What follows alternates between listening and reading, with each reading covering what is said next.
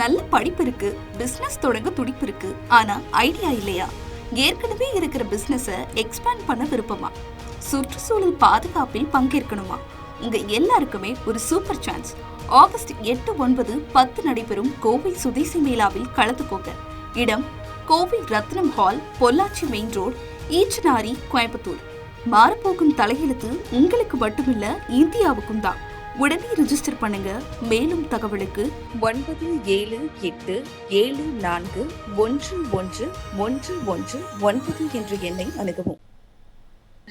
முதல் கையெழுத்து பள்ளிக்கல்வித்துறையில் நான் பொறுப்பேற்கிற முதல் கையெழுத்து எனது மாணவிகளுக்கான அந்த கழிப்பறைகள் ஒழுங்காக செயல்பட வேண்டும் என்பதற்காக, பூட்டப்படக்கூடிய கதவுகள் கொண்ட கழிப்பறைகள் வர வேண்டும் என்பதற்காக நான் கையெழுத்திட்டேன்.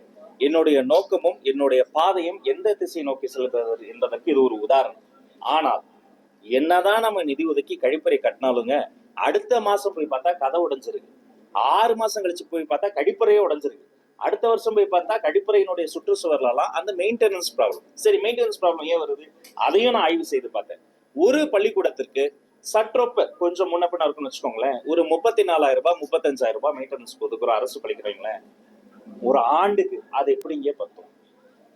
நாங்க ஒரு ஒரு ஒரு எக்ஸ்ட்ராவா ஒருத்தங்களை போட்டு ஒரு வேலை வாங்குவதற்கோ, ஒரு இரவு காவலர், ஒரு பேசிக் மெயின்டெனன்ஸுக்கு இது முற்றுமுழுதா பத்தாது. பல அரசு பள்ளிகள்ல பாவம் தலைமை ஆசிரியர்கள், அந்த பொறுப்பு ஆசிரியர்கள் ரொம்பவும் கஷ்டப்பட்டு சில இடங்கள்லாம் வந்து தங்க கை காசை போட்டு கூட அதை செய்யக்கூடிய நிலைமை இருக்கு. அப்ப இந்த விஷயத்துல கொஞ்சம் இன்னும் அருள் கூர்ந்து அடுத்து வரக்கூடிய இந்த நிதி அறிக்கைகளின் போது மெயின்டெனன்ஸ்க்கு என்று இன்னும் கொஞ்சம் அதிக நிதி, இதை நாங்க வந்து அதிக நிதின்ற வார்த்தையே தவிர அடிப்படை நிதியை தான் நாங்க கேட்கறோம்.